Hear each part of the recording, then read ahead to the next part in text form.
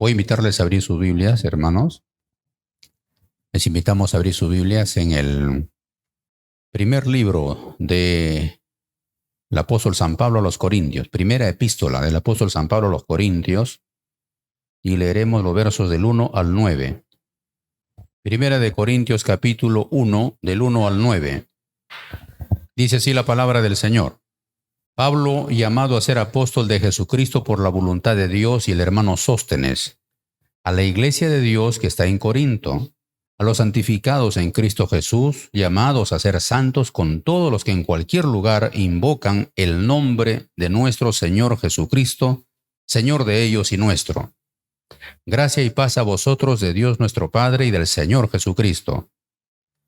Gracias doy a mi Dios siempre por vosotros, por la gracia de Dios que os fue dada en Cristo Jesús.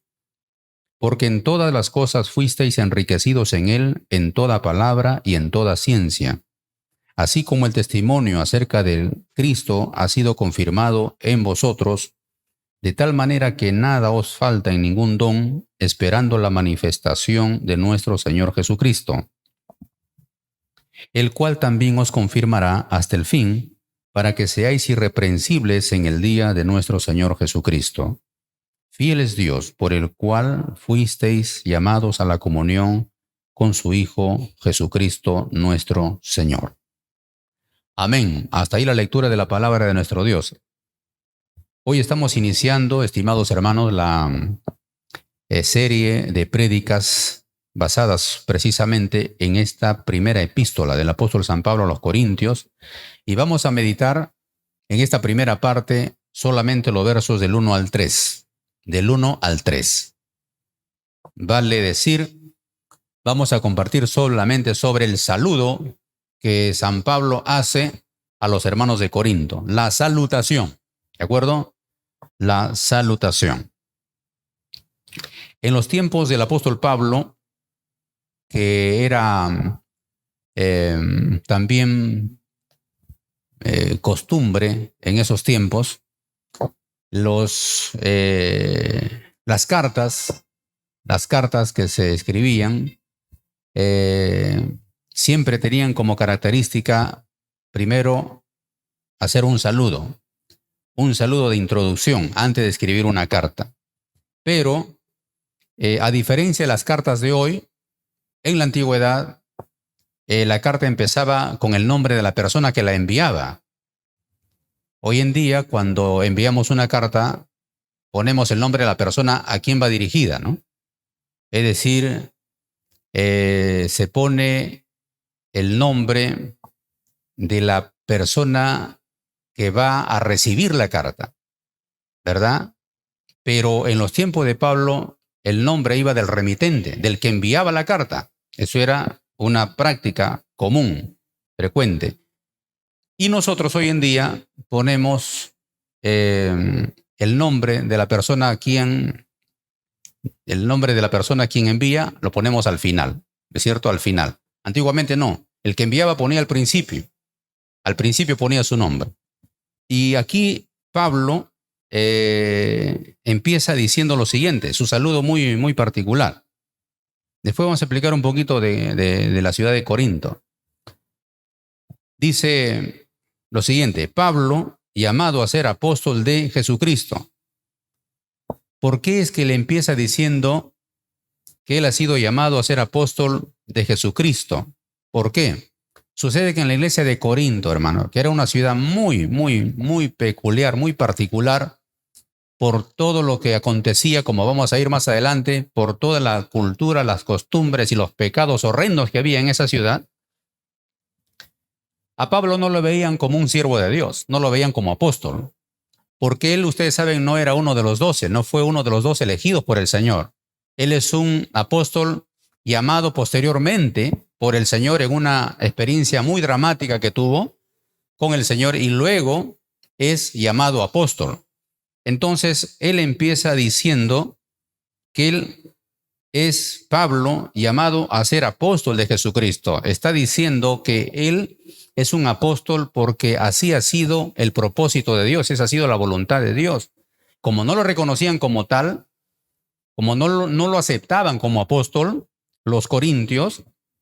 Y entonces él empieza por ahí diciendo que ha sido llamado a ser apóstol de Jesucristo. Y luego añade y dice, por la voluntad de Dios. ¿Por qué? Ustedes saben que cuando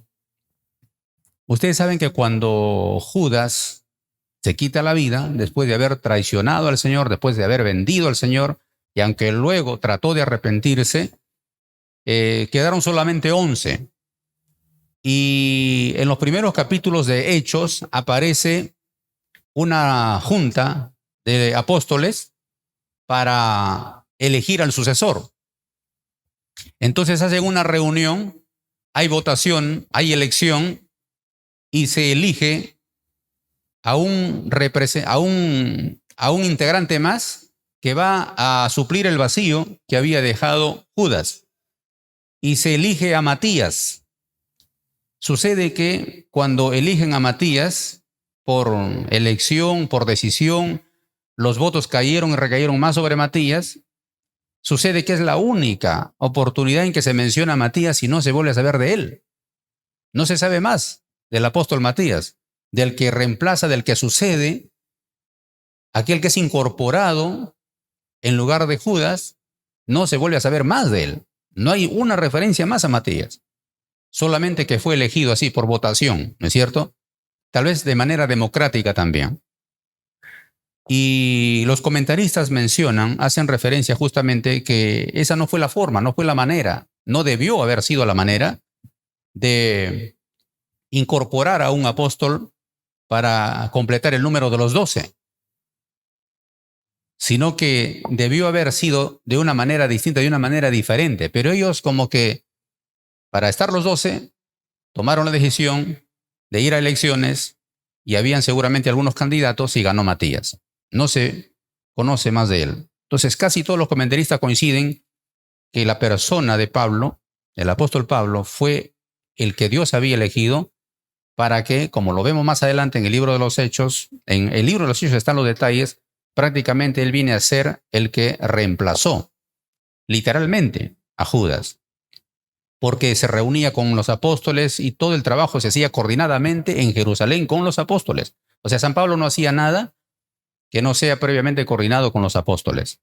Entonces era alguien que, como no había sido llamado por el Señor Jesucristo dentro de los 12, y como Corinto era una ciudad muy carnal, muy entregada a la mundanalidad, algunos creyentes, ya habiendo conocido al Señor, ya siendo parte de la familia de Dios, siendo parte de la iglesia, como que tenían algunas observaciones y algún prejuicio en cuanto a Pablo. Entonces él tiene que decir que él ha sido llamado a ser apóstol de Jesucristo, pero por voluntad de Dios, no por elección ni por voluntad humana. Él tampoco estuvo procurando, buscando incorporarse al equipo, al grupo de los apóstoles, sino que había sido Dios en su voluntad quien lo había constituido apóstol. Y esta historia aparece justamente en el libro de los Hechos también, ¿no? Cómo fue su encuentro con el Señor, cómo fue llamado por el Señor y cuál fue el encargo que Dios expresamente le dio al apóstol San Pablo. Entonces, la epístola la escribe Pablo, quien fue llamado a ser apóstol, está aclarando, apóstol de Jesucristo, por voluntad de Dios, y el hermano Sóstenes. Ahora, aquí hay que explicar por qué es que aparece aquí un tal Sóstenes. ¿Quiere decir entonces que la epístola ha sido escrita por los dos? No quiere decir eso. Sucede que las cartas de índole teológico, o las cartas que tenían un carácter divino, las epístolas, en esos tiempos cuando algún rabino o algún erudito o algún maestro de la ley quería escribir algo, no lo hacía solo. Tenía que tener alguien como asistente, de preferencia contrataba a un escriba para que pueda redactar. Y no solamente para poder redactar, sino para que vaya poniendo las palabras como deben ir, como deben ponerse, como deben escribirse, como debe redactarse en realidad. ¿Y quién era Sóstenes? Hay poquísima información en la Biblia acerca de Sóstenes, pero en el capítulo 18 de los Hechos sucede que había un principal de la sinagoga en Corinto, que tiene un encuentro con el Señor. Y se convierte él, se convierte su familia. Entonces, como la sinagoga de los judíos en Corinto quedó prácticamente sin el principal de la sinagoga, entonces cuenta la Escritura que en ese periodo de año y medio que Corinto tuvo el privilegio de tenerlo al apóstol Pablo, que se estableció en Corinto, se quedó con ellos año y medio, como enseñan las Escrituras. Crispo, que era el principal de la sinagoga, se convierte al Señor y luego aparece San Pablo estableciéndose en la ciudad. Pero luego, en ese año y medio, obviamente la sinagoga no podía quedar sin un representante, sin el principal. Entonces, Sóstenes aparece en el versículo 17 del capítulo 18 de Hechos. Sucede que Sóstenes era el principal de la sinagoga, que habría reemplazado en la sinagoga a Crispo, que aparece en el versículo 8 del capítulo 18, cuando él y toda su casa y su familia se convirtieron al Señor, incluso se bautizaron también. Entonces, ¿quiénes eran los que más se oponían al ministerio de Pablo? Los judíos. No eran los gentiles en realidad, eran los judíos. Y muchas veces desde las sinagogas mismas. Pero vemos aquí cómo en Corinto, Crispo, principal de la sinagoga, creyó él y toda su casa, incluso se bautizaron. Pero en el versículo 17 aparece Sóstenes, principal de la sinagoga, ya un año y medio después aproximadamente. Obviamente en ese tiempo la sinagoga no pudo quedar sin un representante, y sucede que aparece pero teniendo una experiencia muy difícil. Fue golpeado delante del tribunal, los griegos se apoderan de él y lo agreden. Se deduce, según lo que algunos eruditos bíblicos dicen, que este sería el Sóstenes que los hermanos de Corinto conocían, y les hace referencia para que sepan que la carta la está escribiendo San Pablo, pero también con una persona importante, que sería el principal de la sinagoga.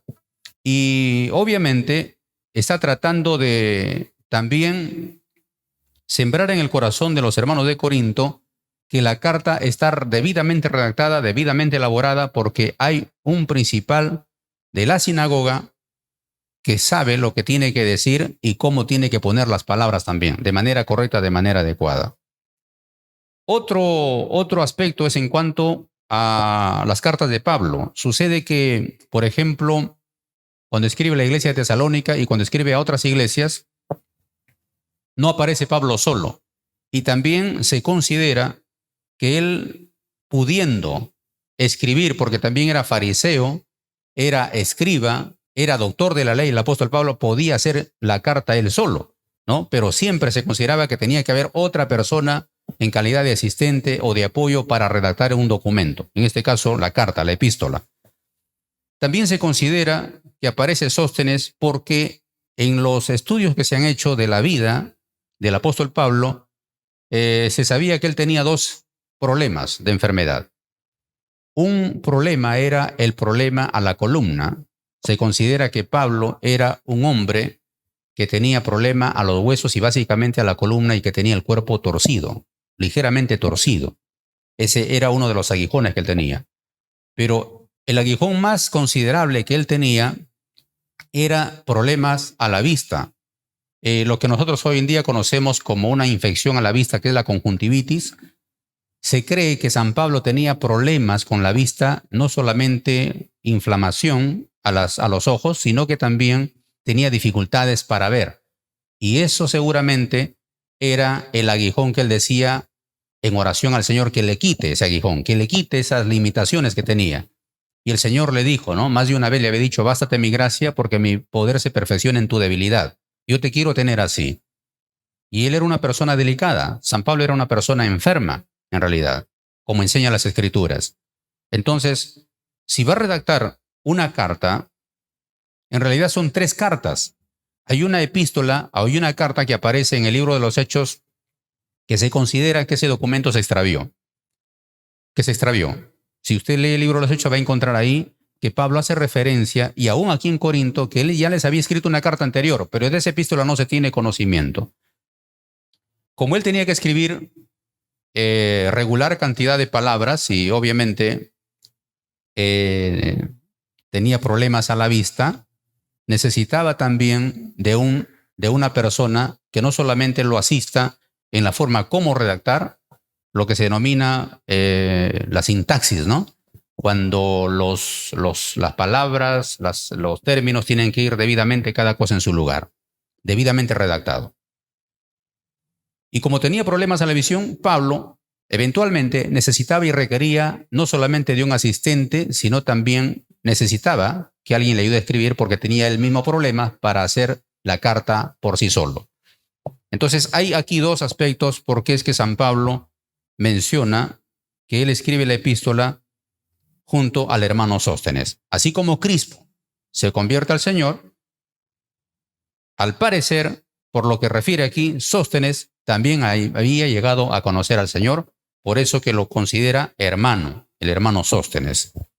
Muy bien. Y luego dice, a la iglesia de Dios que está en Corinto. ¿Por qué no dice el apóstol Pablo aquí que él está escribiendo solamente a la iglesia? A la iglesia. ¿Por qué tiene que decir a la iglesia de Dios que está en Corinto? Porque el término iglesia en la cultura griega o helénica, que es lo mismo, la palabra iglesia era un término secular también. Se decía iglesia a la comunidad de personas, al conjunto de personas o al conjunto de una asamblea del pueblo o de un pueblo que se reunían en determinado lugar para tomar decisiones y deliberar asuntos de interés para el pueblo o del pueblo. Entonces se podía decir, va a haber iglesia. Es como decir, del griego eclesía, es asamblea, es reunión de gente, de personas, un grupo humano. Eso es iglesia, en realidad. Entonces San Pablo, conociendo a la iglesia de Corinto, conociendo Corinto, les especifica que está escribiendo a la asamblea, pero que le pertenece al Señor, al grupo de personas redimidas por el Señor. No está diciendo les estoy escribiendo a ustedes como grupo humano, sino ustedes son un grupo humano, es cierto, son una asamblea, son una comunidad de creyentes que le pertenecen a Dios. Estoy escribiendo a los creyentes, a los nacidos de nuevo, a los renacidos de nuevo. Y algunos estudiosos dicen que cuando empieza cualquier lector de la Biblia, empieza a leer Corintios, sin hacer un estudio minucioso de la epístola, uno puede concluir que se trata de personas que solamente pertenecían a una comunidad supuestamente de creyentes, pero que no eran convertidos, por todos los pecados horrendos, horribles que ocurrieron dentro de la iglesia de Corinto. Habían pecados terribles dentro de la iglesia y por la forma como se conducían y el carácter mismo del corintio promedio. Por ejemplo, se dice que cuando algún corintio participaba en una obra teatral, casi siempre salía borracho. Casi siempre tenía que hacer de borracho, ¿no? Representando a los corintios. O los corintios eran representados de esa manera también. Entonces, leyendo uno la epístola, descubre que habían cosas tan terribles dentro de la misma comunidad de creyentes y uno podría concluir que probablemente no eran creyentes. Pero San Pablo aclara si eran creyentes, si eran personas nacidas de nuevo. Por eso es que en el capítulo 1:2 dice, a la iglesia de Dios que está en Corinto, habían personas renacidas. No le podría llamar iglesia de Dios si no eran iglesia del Señor, si no hubieran nacido de nuevo.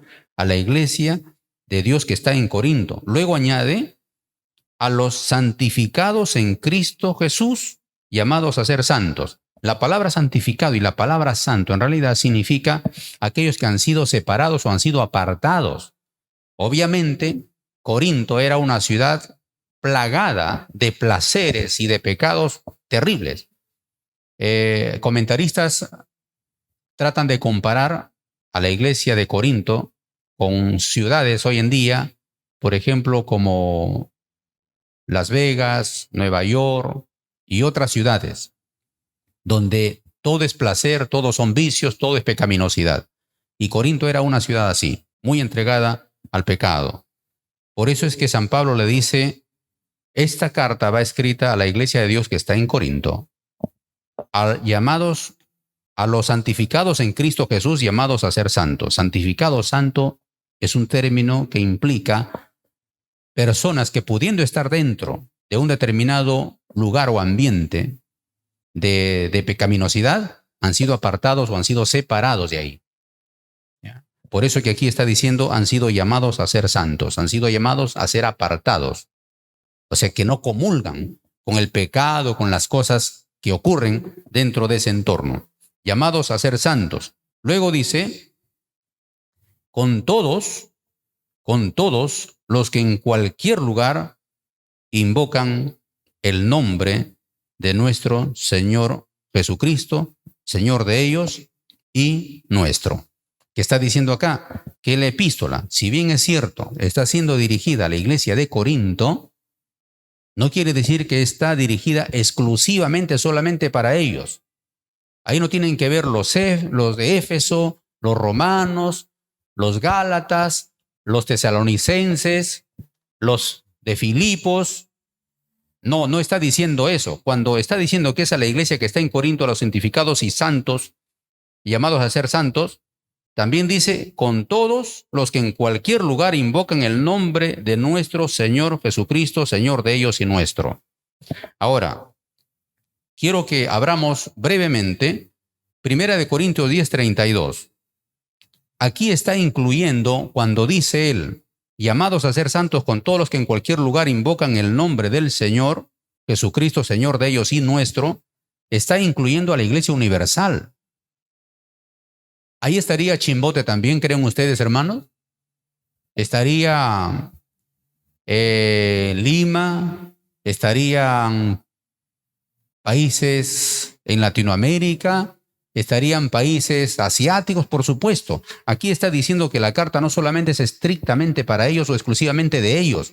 San Pablo está diciendo todo lo que estoy escribiendo es dirigida a ustedes claramente por los casos que él había recibido justamente. Entonces eso aparece en el libro de los Hechos cuando él recibe incluso quejas. Hermanos de Cloé lo visitan a él y le ponen al tanto. Entonces, en esa primera carta que no se sabe dónde está, que se extravió, es ahí cuando él ya estaba informado de los problemas que había en la iglesia de Corinto. Entonces él escribe esta primera epístola. Pero está aclarando que lo que él escribe es para toda la iglesia del Señor. En todo lugar, en cualquier lugar donde se invoque el nombre de nuestro Señor Jesucristo, Señor de ellos y nuestro también. Entonces, 10:32 dice lo siguiente. 10:32. No seáis tropiezo ni a judíos, ni a gentiles, ni a la iglesia de Dios. Está hablando aquí de la iglesia universal, porque él está especificando acá que cuando no somos tropiezo ni a judíos ni a gentiles, está hablando prácticamente a los creyentes que ya puedan que sean judíos o que sean gentiles, ni a la iglesia de Dios que pueden estar en ambos grupos, en ambos sectores, los gentiles y los judíos. No seáis tropiezo ni a judíos ni a gentiles, ni a la iglesia de Dios. Pueden haber impíos, los gentiles que son impíos, como que pueden haber judíos impíos, pero también creyentes entre los gentiles y creyentes entre los judíos. A ninguno de ellos hay que hacerles tropiezo. Cuando habla de la iglesia de Dios, se está refiriendo a la iglesia en general. Y en 15:9 menciona algo similar también. 15:9. Porque yo soy el más pequeño de los apóstoles, dice el apóstol Pablo. Yo soy el más pequeño de los apóstoles, que no soy digno de ser llamado apóstol. ¿Por qué? Porque perseguí a la iglesia de Dios. Se está refiriendo no solamente a Corinto, sino se está refiriendo en realidad a la iglesia universal, a toda la iglesia del Señor.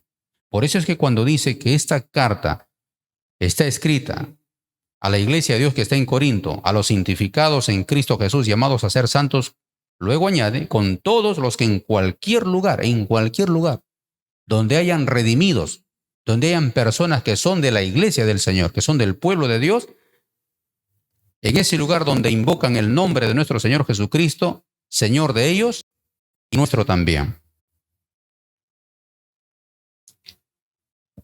Luego, dice San Pablo, gracia y paz a vosotros, de Dios nuestro Padre y del Señor Jesucristo. Esta expresión del versículo 3, estimados hermanos, en la salutación del apóstol Pablo es común, es frecuente. Por lo menos se repite en 5 epístolas más. Esta expresión, gracia y paz a vosotros de Dios nuestro Padre y del Señor Jesucristo. Cuando está hablando aquí de gracia y paz, ustedes verán, hermano, que siempre aparece el término gracia. No dice paz y gracia, porque la gracia es la que produce paz. La gracia de Dios, la misericordia de Dios es la que puede traer paz. Por eso que siempre antecede la palabra gracia y paz a vosotros, y dice, ¿de parte de quién? De Dios nuestro Padre, y dice, y del Señor Jesucristo. No está diciendo aquí solamente, porque él está diciendo y usando el término Jesucristo. No está diciendo Jesús, no está diciendo el Mesías, no está diciendo solamente el nombre Jesús, sino que también incluye en el verso 2 y el verso 3, dice nuestro Señor Jesucristo. Está hablando que Jesucristo es Señor, pero también está incluyendo que Jesús, que es tomado del hebreo, Josué o Yeshua, que es lo mismo, cuyo significado es salvación de Jehová, él es el mismo que había sido prometido, el Mesías prometido del Antiguo Testamento. Entonces está tratando de aclararle aspectos de lo que ellos creían y de quién era su Redentor y quién era su Salvador. Y añade también, vuelve a repetir en el versículo 3, gracia y paz a vosotros de Dios nuestro Padre y del Señor Jesucristo. Se trata del Salvador, y ese Salvador viene a ser la palabra Jesucristo, que está integrado por estos dos términos. Ese Salvador viene a ser el Mesías prometido en el Antiguo Testamento. ¿De acuerdo? Muy bien. ¿Cómo era la ciudad de Corinto? En la ciudad de Corinto era bastante conocida la ciudad porque muchos cultos paganos y muchas religiones paganas habían establecido sus templos, sus principales templos, lo habían establecido justamente en Corinto. De manera que la idolatría, el libertinaje, toda la vida desordenada que se vivía en Corinto era algo tan común y tan frecuente que hablar en esos tiempos, en los tiempos de los corintios y del apóstol Pablo, hablar de libertinaje sexual era equivalente a decir, eres un corintio. Eres un corintio. Por ejemplo, ¿dónde estaba establecido el templo a la diosa Afrodita? En Corinto. Afrodita era una diosa que tenían los corintios, que en su templo habían 1000 prostitutas y a la vez estas prostitutas o rameras eran sacerdotisas, entregados completamente al placer.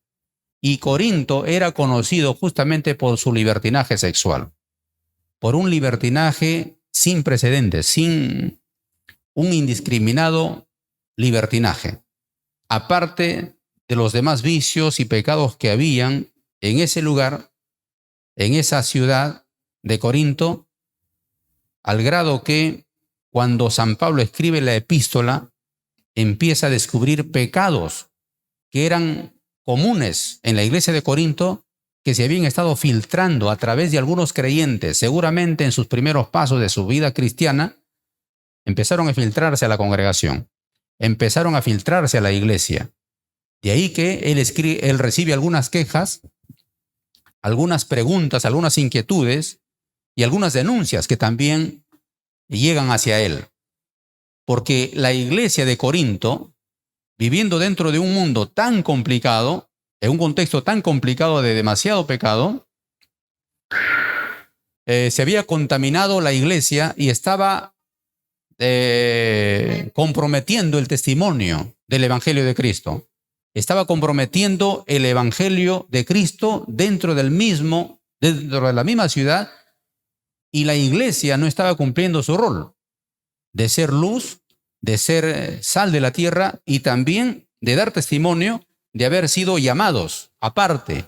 Es bien cierto que pueden estar dentro de un mundo de pecaminosidad, pero si han conocido al Señor, dice San Pablo, ellos han sido llamados a ser santos, separados, apartados, santificados, y ahí tenían ellos que dar testimonio, ahí tenían que ser luz, justamente en ese lugar. Pero como que la influencia era tal, y en la iglesia empezaron a darse algunos casos que San Pablo tuvo que abordarlos de manera severa, de manera dura en algún momento. Y algunos piensan que cuando él le dice a la iglesia de Dios que está en Corinto, cuando eran una iglesia, por decir, en su mayoría, de personas carnales, que San Pablo aquí está tratando de decir, como decir, de alguna manera, adulando primero, para luego exhortarlos. Y no es así. Si eran creyentes, lo que pasaba era que no habían roto, muchos de ellos todavía, con los pecados que venían arrastrando, que venían trayendo del mundo. Y en el transcurso de las meditaciones que vamos a tener domingo tras domingo, nosotros les recomendaríamos que ustedes vayan leyendo en su casa, meditando en su casa, lean y relean Corintios. Vamos a encontrar muchos pecados que se habían filtrado a la iglesia de Corinto, y también nos va a revelar seguramente algunas cosas que nosotros a veces permitimos, porque como si afuera es normal, si afuera es natural, ¿por qué no podemos permitir que se hagan tales o cuales cosas en la iglesia también? ¿Por qué no? Y es ahí cuando San Pablo pone las cosas en claro en su epístola. La epístola que Pablo escribe a los Corintios, en realidad, muchos comentaristas coinciden en esto, de que no es tanto por las cosas que iban tan bien en Corinto, sino porque iban tan mal las cosas, porque habían tantos pecados y tantas cosas que se habían metido a la iglesia y que los creyentes estaban practicando, que no ameritaba escribirles una carta por decir de felicitación o de aliento, sino escribir una carta de exhortación, de reprensión, para ordenar a la iglesia del Señor. Y gracias a Dios por esta epístola, en realidad, porque en esta epístola prácticamente hay tres capítulos que vamos a meditar en su momento sobre los dones y los carismas, porque incluso no solamente la cena del Señor que aparece en el capítulo 10, era todo un desorden. La mesa del Señor se había convertido, para que vean cómo la influencia del mundo era tal, que la mesa del Señor, la Santa Cena, que debería ser un acto sagrado y santo, se había convertido para que las personas traigan sus potajes, sus viandas al templo, y traían vino Incluso dentro de la iglesia, participando de la mesa del Señor, la gente se embriagaba, se emborrachaban dentro de la congregación. Para que tengan una idea cuán fuerte era la influencia de las costumbres pecaminosas de los corintios que estaban en la iglesia. Y otra de las cosas también que resalta en la epístola son los dones, los ministerios o las distintas formas de operaciones que lo llama, o los carismas, donde era todo un desorden también. Cuando empiezan incluso a tener problemas y conflictos entre ellos, porque supuestamente en Corinto, quiero decir, eran muy exigentes para tener que escuchar, por decir, a un predicador, o escuchar a un maestro, escuchar a un siervo de Dios. Eran demasiado exigentes, porque su pecado mismo los llevaba hacia eso, al grado que ellos tenían sus favoritos, predicadores favoritos también, ¿no? Algunos estaban con Apolos, con Pablo, otros con Cefas, otros estaban con Cristo. Las divisiones, los conflictos, los pecados sexuales, la inmoralidad sexual era una constante en Corinto, y también lo que hizo tanto daño a la iglesia, estaba haciendo tanto daño a la iglesia y ha hecho mucho daño por siglos, ha sido justamente no entender el uso de los dones y ministerios, de no entenderlos, ¿no? Por eso es que hay 3 capítulos donde nos vamos a detener para meditar en el tema, considero yo, central de la epístola, que es los dones y los ministerios. Ahí nos vamos a detener y vamos a meditar abundantemente, porque son 3 capítulos de un solo tema prácticamente, ¿no? 12, 13 y 14 de Corintios. Y bueno, solamente, hermanos, esta es una introducción somera, breve, de la forma como San Pablo se presenta primero acá, cómo hace una salutación, al parecer con propósito de despertar el interés en ellos, porque son llamados santos, santificados, les llama la iglesia de Dios, pero no es que no eran la iglesia del Señor, sí eran la iglesia del Señor, pero no tenían una vida santificada. No era una iglesia que se había consagrado al Señor. Habían dado mucho lugar a la mundanalidad, mucho lugar a los vicios, mucho lugar a las pasiones, y estaba arruinando y destruyendo la iglesia del Señor. Todo el pecado que se había filtrado. Ahora, finalmente, podemos ver a la iglesia de Corinto como una ciudad y una comunidad de creyentes seguramente bastante lejana para nosotros. Y podríamos caer en el error de considerar que hemos crecido tanto como creyentes, la cristiandad ha crecido tanto, hemos madurado tanto, que lo que San Pablo escribe a la iglesia de Corinto no es aplicable para nuestros tiempos. Pero sucede que todo lo que está en la Biblia, alguien dijo, la Biblia viene a ser más actual que el diario que saldrá mañana. Cuando empecemos a meditar y a estudiar cada uno de los temas, de los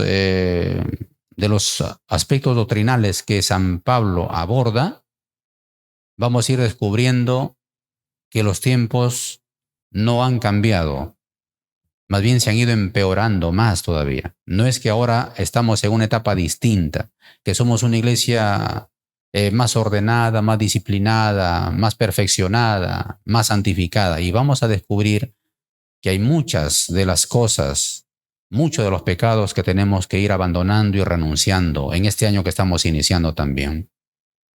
Por ejemplo, en esos tiempos no había ni se conocía el pecado de la pornografía, ¿verdad? Pero ahora, por ejemplo, la pornografía está al alcance de muchas personas, aún de niños, desafortunadamente, desgraciadamente. Y cómo los muchachos hoy en día, con una mentalidad sexualizada, porque la mente está saturada de puro sexo, cómo vemos que se están perdiendo, cómo se están arruinando, ¿no?